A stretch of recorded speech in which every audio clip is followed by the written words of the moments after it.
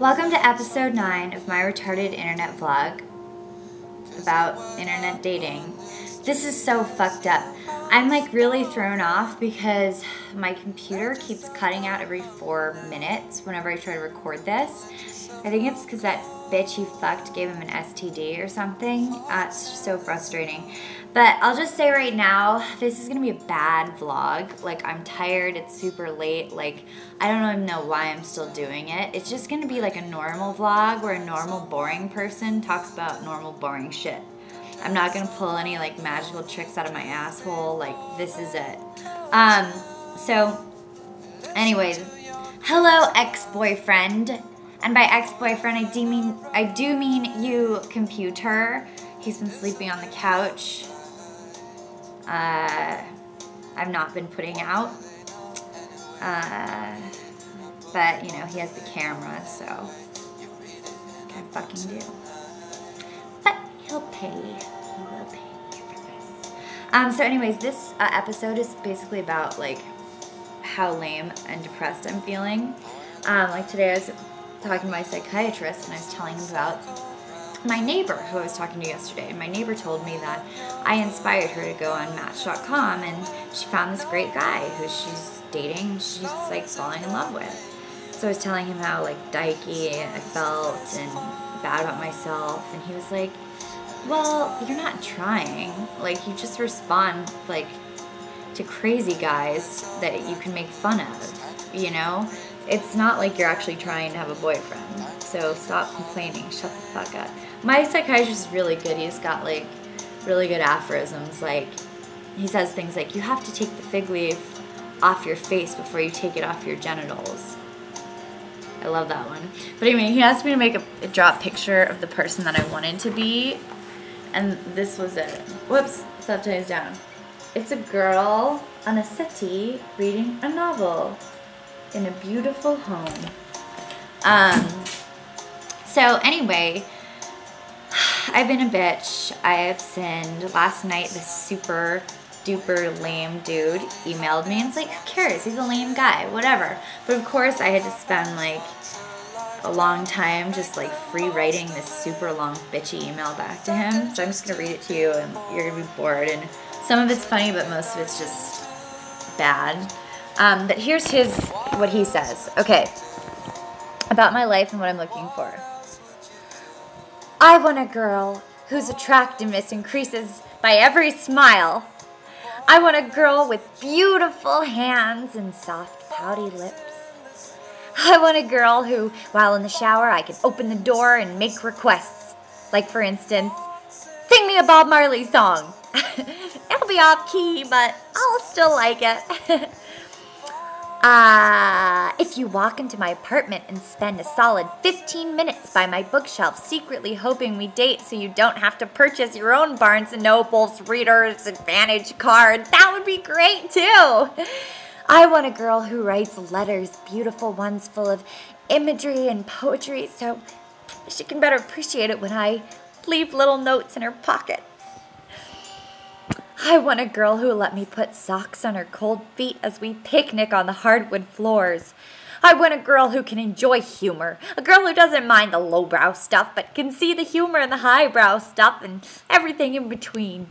As for me, I'm passionate about life, well-read, educated, cocky, though prone to moments of self-doubt.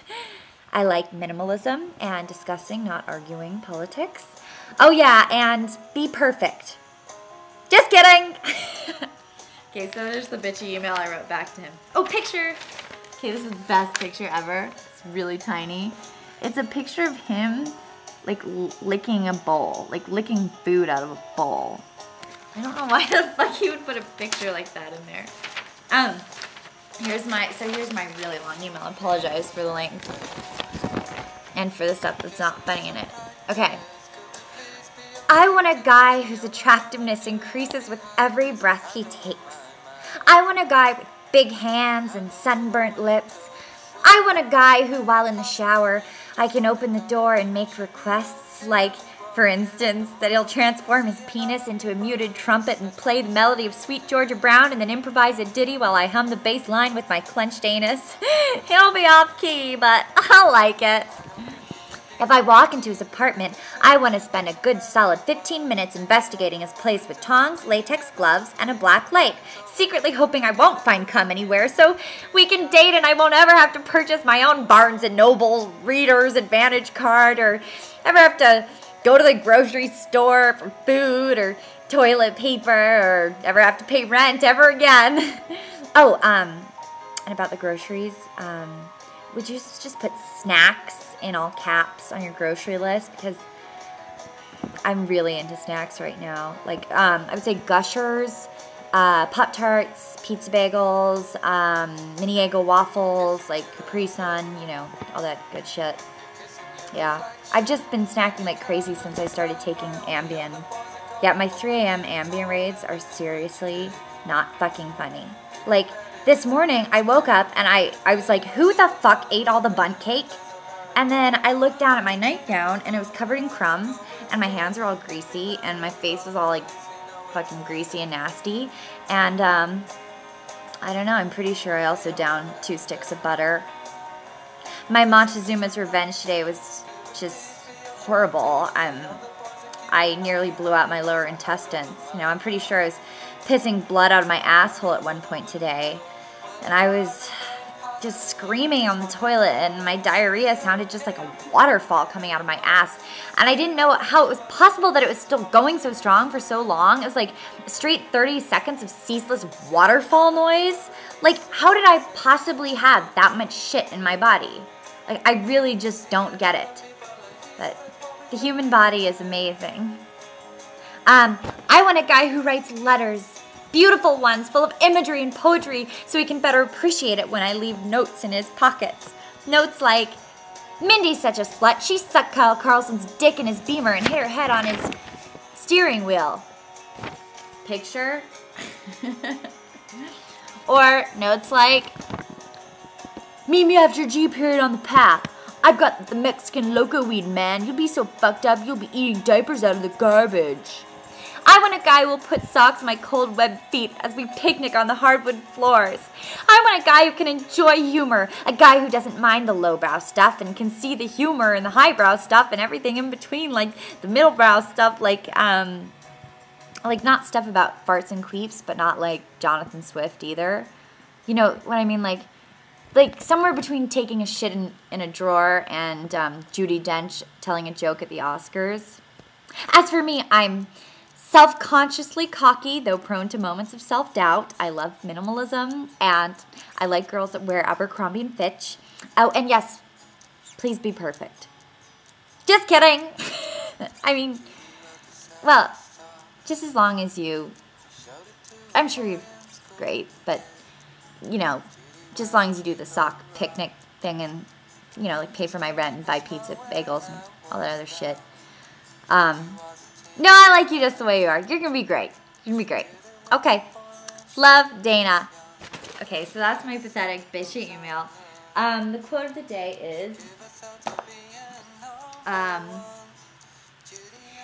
it is not because things are difficult that we do not dare. It is because we do not dare that they are difficult.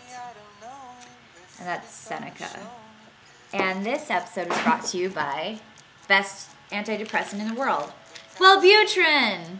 Wellbutrin is super great, and I recommend it to anybody because unlike all the other antidepressants, there are no sexual side effects. In fact, it makes you hornier. And also, you're not hungry on this shit. Like, before I took it, well, you know, I'll eat and stuff. Like, I'll eat, like, normally, but I won't, you know, like go crazy. Like, before I started taking this, like, if you got between me and my sandwich, I would, like, kill a bitch. I'd, like, just tear your fucking face off. But now I can, like, share half a sandwich with a person, and I really just don't give a shit. So thank you, Wellbutrin. And that's it. Bye!